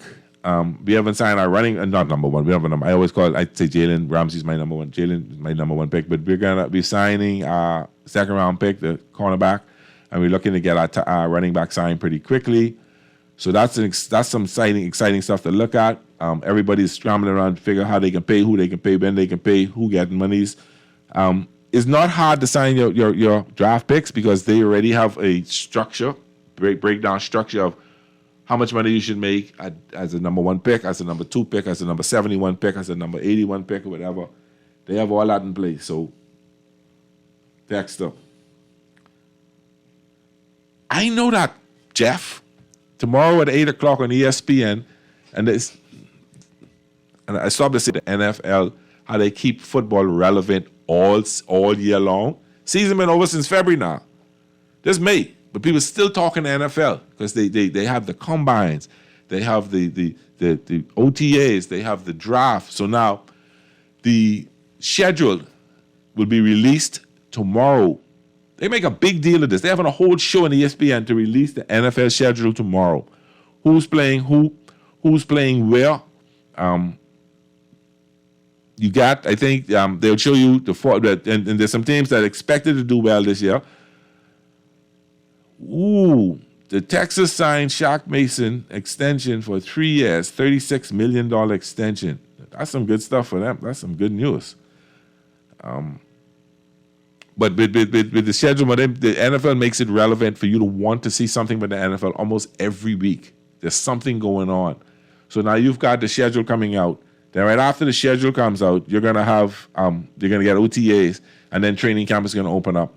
So you're gonna always be talking about what's going on with the NFL. You're gonna always be talking about who's doing what and keeping you relevant. And that's a great marketing job. And if you want to see how to keep your league relevant, let's follow what the NFL does. They do a really, really good job with that. They keep you busy. They keep you thinking about things. They keep you what's going on. So they signed Tannehill entering. Tannehill is going to be the starting quarterback. Foster Moreau, he was diagnosed with Hodgkin's disease 2 months ago. It's a tight end. And he signed with the New Orleans Saints today for a 3-year, $12 million contract. So that is wonderful news to hear. Happy to hear that for him. Happy that they took that faith that he would be okay and able to play. And hopefully he will be able to ride out his contract and do well. 3 years, $12 million. That ain't bad. That ain't bad amount of money to live off. And he's a tight end starting. So that's not bad. What the Dolphins can do but a tight end. Because you know Gesicki gone. But I can just say that soft because I don't want people to have nothing to row about or tease me about. What's else going on in the NFL? I understand the Steelers are going to cut their veteran cornerback, Arthur Molley. I guess they go in the youth movement, freeing up some monies, trying to because as of the end of the month, a lot of money is going to free up. The new year starts, the new NFL year starts June 1. So a lot of contracts are going. People like the Dolphins will have like $14 million to spend. So that's going to be interesting to see who spends what. So you're going to see a furious signings in the next couple of weeks. A lot of people are waiting on monies to free up, waiting on some monies to come so that they would be able to sign 1 or 2 free agents out there. So when you hear a free agent hasn't signed yet, that doesn't necessarily mean nothing happening. All that means is teams are waiting on some money to free up so they can sign them for the new fiscal year to begin. So that'll be wonderful to see. What else going on out there? I guess to say, that everybody, the Washington Commanders are up for sale by this Josh Harris guy. So that they expected that to be approved pretty soon. So that's going to be wonderful to see. How do people feel about Aaron Rodgers going to the Jets? I mean, they finally, the deal is inked today. It was inked earlier today. Finalized. He's officially a Jet. He's there. I wonder how people feel about that. To me, they still can come to it. So I don't worry about them too much. Texter. What about the Bahamian Strawn from the Colts? Now you put me on the spot. I have not heard much about him yet. I'm going to do some research on him tomorrow. I'll be able to tell you a lot more what's going on with him. I don't think he's signed yet. I'm not certain he's signed his contract yet. So we have to wait to see. But pick it up. And I'll see what's happening with him. And I'll tomorrow I'll be able to tell you better what he's done. He's from Freeport. He went to Liberty Christian Academy. I'll follow up on him and see what's going on. I'll be able to give you a little better news, a little better story on him tomorrow, wide receiver, where he's at, how he's doing, and what's going on with him. Mr. Producer, let's take a break. When we come back, we talk a little bit more NFL. We talk a little bit of NBA. And I see our mystery dolphin ducking me today, but that's okay. We'll be right back.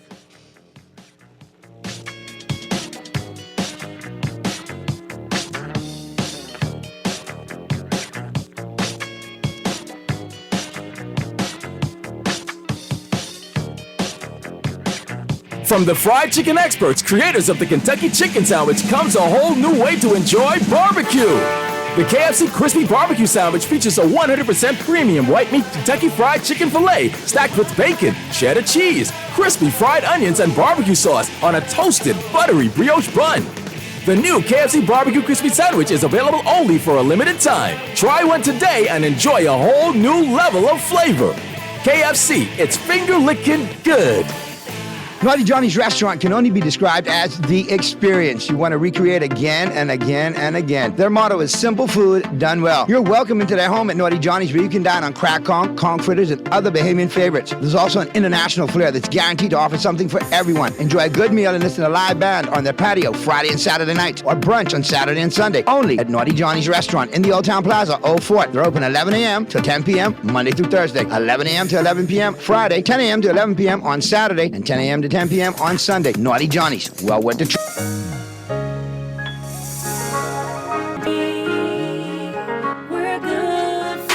My business couldn't survive without my credit card machine from Fidelity. It's fast, convenient, and my clients love it. My sales increase, and I can track my earnings. Get your credit card machine from Fidelity today. Call 356-7764.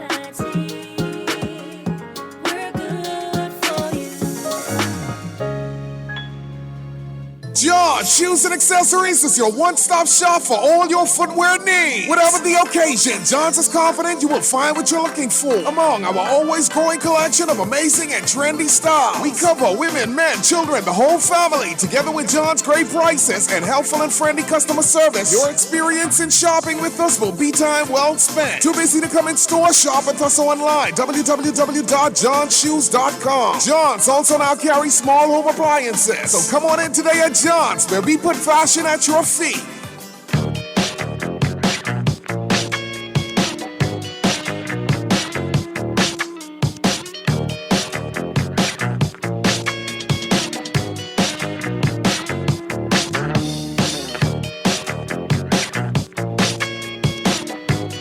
And we're back, Talking Heads and Naughty. This is for a few minutes here with you. Give a little talk more about this Lakers-Warriors game tonight. This is the only time I'm going to mention this name, because I don't like call his name, and then I end up in a big row with Naughty on this. A lot of people feel that AD will not have back-to-back games to the level that he should. And Naughty feels that LeBron can get too comfortable and start hogging the ball and doing what he's supposed to do. I watched that game the other night. Like, I watched just about all the games. And I noticed that Warriors made some changes in terms of basically having Gary Payton sit in AD's lap. And when I said I don't, not literally, but he was double teaming him in a way very close to defensive penalty, or what they call I forget what they call it in the NBA, but it was close to get blowing a whistle for illegal defense.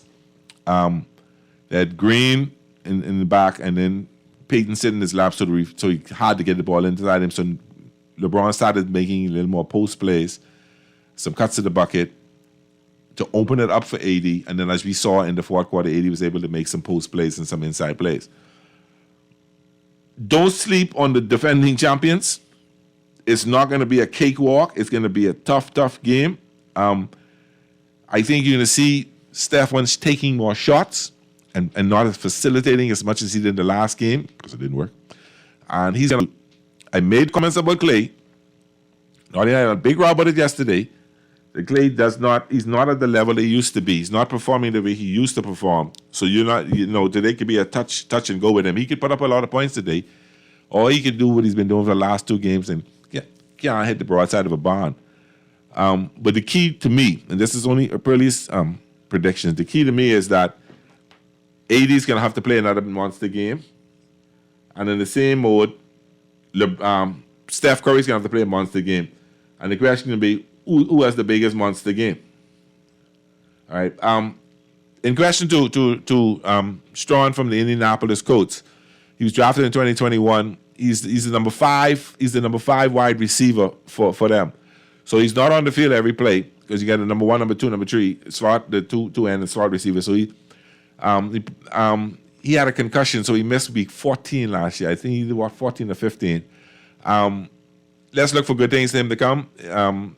Hopefully he'll develop. He will develop into to move up the ranks from number 5 wide receiver for the Colts to number 2 or 3, or even number 1. So we'll keep an eye on him. I promise you, I'll research him and make sure I have some more information on him for you, and let you know what's going on with brother Chris Strawn from the in Indianapolis Colts via Freeport, Grand Bahama. Oh, somebody getting mad at me, say LeBron don't hog, stop my false tales. Listen, that ain't my saying, that's a naughty field.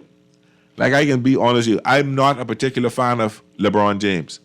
I never wanted LeBron to come to LA. I don't like people who travel chasing titles like KD did. He left OKC. He went to Golden State. He went to Brooklyn, in Phoenix in search of another title, and he ain't gonna get it. But I respect the player. I respect what he does for the team. And if you're in my team, you got to perform. I am a fan. I'm a Laker fan. I'm a Bill Chamberlain Laker fan. Magic Johnson, Kobe Bryant Laker fan, but I am a Laker fan first. If any of them have left the Lakers, I continue to be a Laker fan.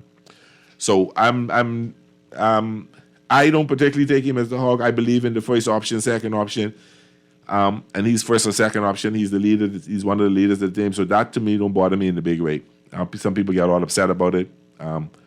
Naughty hates him, and Naughty made a statement, and I never argue this point with him.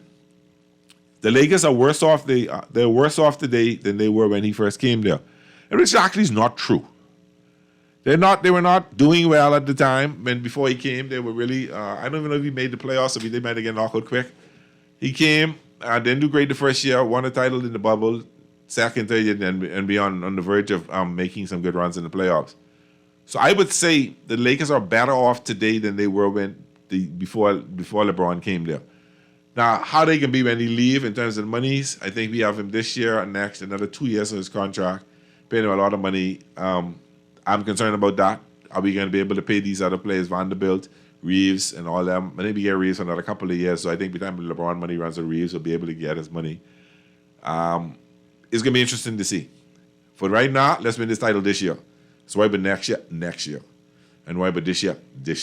And let's get that title in the bank. Now, let's look at the Heat and the Knicks. I don't know what's going on with the Knicks.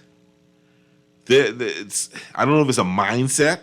I don't know if they just the pressure of winning. I know Stephen A. Smith, who's a huge Knicks fan, probably dying today. I mean, they get knocked out to be very upset and carry on bad. I'm a true Laker. I didn't want LeBron either, but he's a great player. Kobe all day, and he is a Laker. That's not true. LeBron made us better. And he's disagreeing with Naughty. LeBron did make the Lakers a little better. LeBron made it better. The players that came around to make it better. But I can't tell Naughty that. I'm glad he ain't in the call right now because he'll be having a conniption right now as to what I'm trying to say about them. Then we get the Knicks The Knicks hosting Knicks home tonight in Madison Square Gardens, in the mecca of basketball, in the place that everybody wants to play at least once. Every NBA fan wants to visit at least once. You got to visit Staples Center. You got to visit home of the Lakers. You got to visit Boston Gardens or home of the Celtics. Madison Square Gardens is the place that you would want to go. If you go to New York and the Knicks in town, you got to go to that game. Knicks, you can't drop the ball today. If you drop it, you got to drop it in the bucket. I'm hoping Brunson does something today. Jimmy Butler beating you with one leg.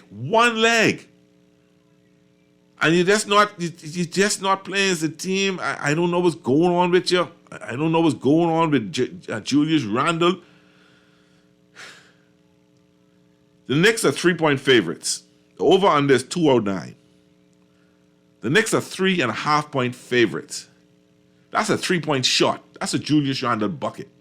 You think you could do that today and try hold the title? Try hold it seriously. You don't get sent home tonight. Be embarrassed. I mean, we sending Golden State home tonight. I know the Lakers sending Golden State. The Heat want to send y'all home. Y'all on your own. But I've not figured out what's going on with the Heat. They're not looking like the Knicks. Sorry, they're not looking like the Knicks that we saw all season.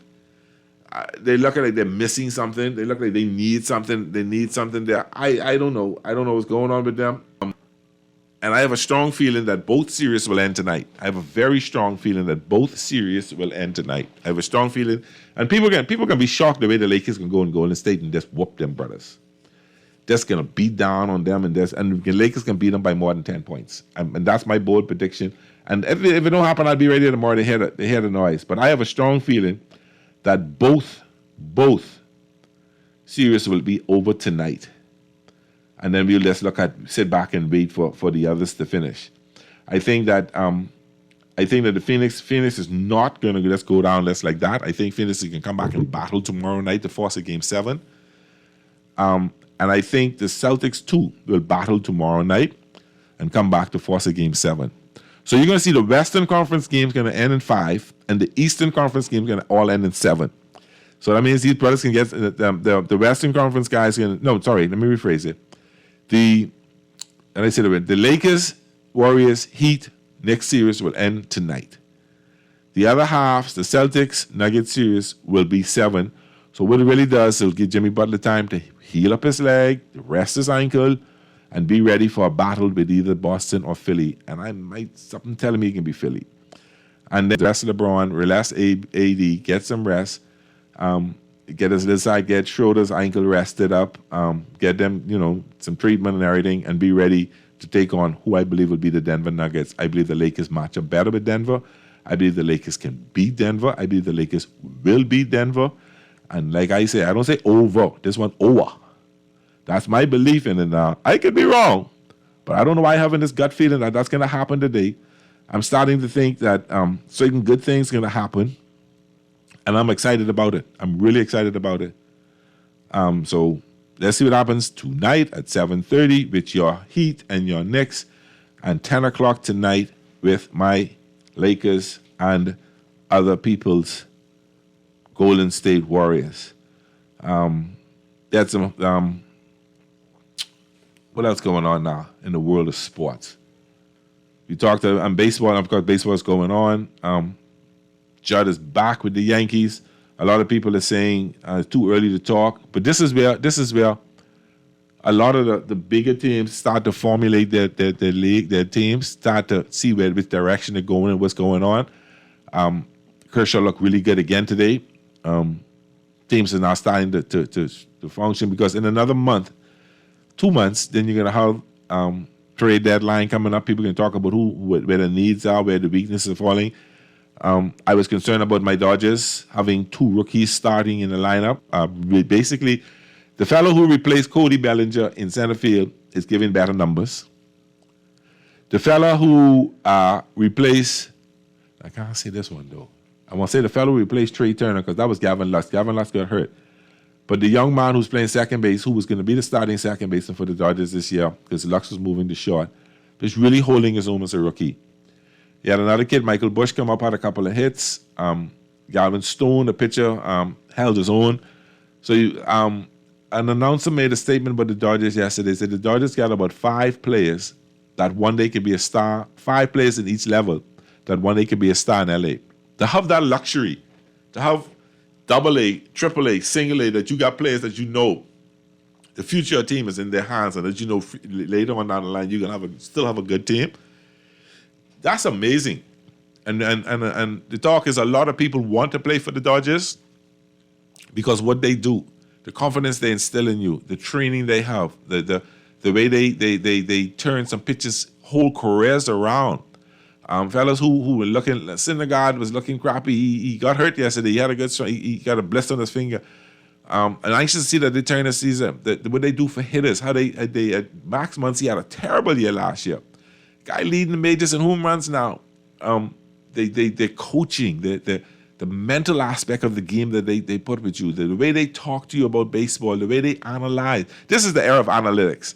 Everything is numbers. You know, if this pitcher throws it here, what can you do? If that pitcher does this, the left-hand pitcher against the right-hand batter. There's a lot of analytics, which makes baseball to me so much fun, so much more fun.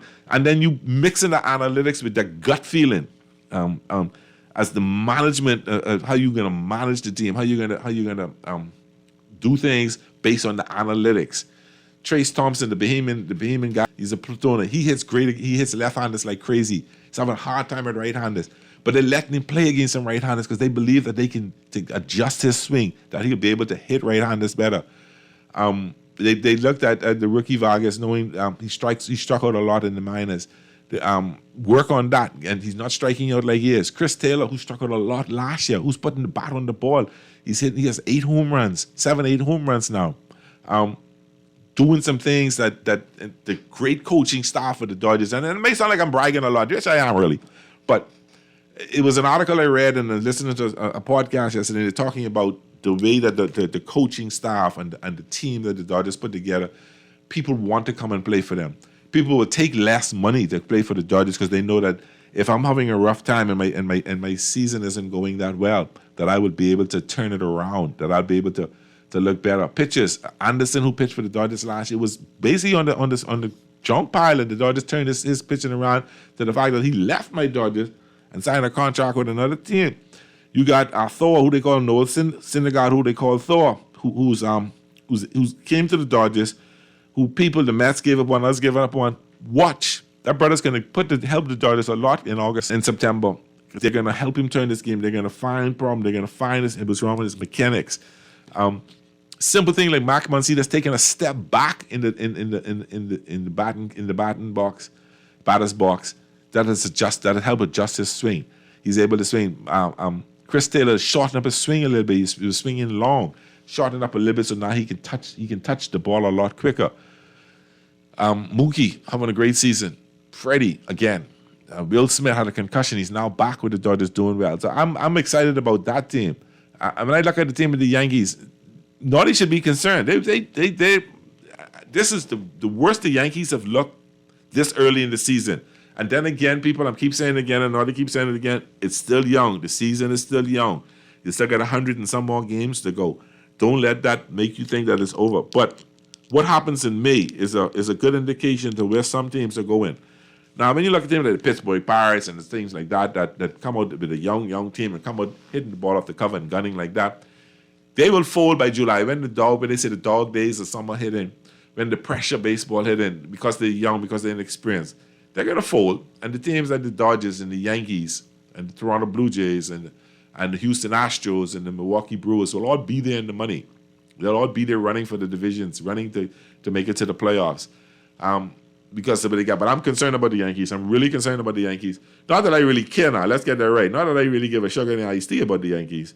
But if you look at up here, we'll just take a quick look at the standings right now, and so I can tell you why I feel the way I feel about the Yankees. Why I think they're in problems. Okay, look at the American League. Tampa Bay is in first place with 29-8. Then you get the Orioles at 23-13. Toronto with 21-15, the Red Sox at 21-16, the Yankees at 21-17, 8.5 games back. Well, they were 10 out day before yesterday, so they made a little move. In the loss column, they're 9 games behind them in the loss column. But right telling Naughty, you got to beat the Red Sox, the Blue Jays, the Orioles, and the Rays to get up to first. It ain't like you running behind the Rays, and when you buck them head to head, you take 2 out of 3, you take 3 out of 4, you sweep them. You got to beat up on all these boys. And you look at the AL Central, the Twins are in first with 10 and 17. This is going to be an interesting race. Detroit Tigers 17 and 19. The Guardians are 17 and 20. The White Sox are 13 and 24, and the Royals are 10 and 27. What is it? This young people, this is a garbage league, garbage division. I think the Twins will hold on to that. Then you look at the AL West. The Rangers are 21 and 14. The Angels are 20 and 17. The Astros are 18 and 18. The Mariners 18 and 18. Oakland 8 and 30. Houston will win that division easy. They will win that division. The Rangers and the Angels will fold. The Angels will fold by the end of July. They will trade Oshani to the Dodgers, and they will go about rebuilding that team. In the National League in the East, you've got Atlanta 25 and 11. The Marlins right there 18 and 19. The Mets 17 and 19. The Phillies 17 and 19. The Washington 15 and 10. That division has a lot of racing to go. I think that Braves got a better team, but hold on. But don't count the Phillies or the Mets out of it, and the Marlins will fight for as long as they could. In the NL Central, the Pirates. The Pirates being the Central, and they live on the East Coast anyway. They're 21 and 17. Milwaukee 20 and 17. We can help beat up on Milwaukee again tomorrow. We just finished beat up on them again today, I should say. Cubs 17 and 19. The Reds 15 and 20, and the Cardinals 13 and 24. That's a race to Montreal, and the Cubs will put a pretty good race. They have a decent team, but Milwaukee should win that division, say in Montreal. In my National League West, the Dodgers are in first place, 2 games up on with a 23 and 15 record. The Diamondbacks are 20 and 16. Padres are 19 and 17. San Francisco is 16 and 19. And the Colorado Rockies are in last place with a record of 16 and 22. And just before we go, our last thing, Yankees going to be okay. It's been a great time here with you. This has been Pearly with Talking Heads. Naughty will be back tomorrow. Congratulations on your 25-year anniversary with Jokers Wild. Naughty, send my ticket so I can come listen to you tonight. Have a good night, everybody. Have a great day. If you can't be good at it. Go Dodgers. Go Lakers tonight.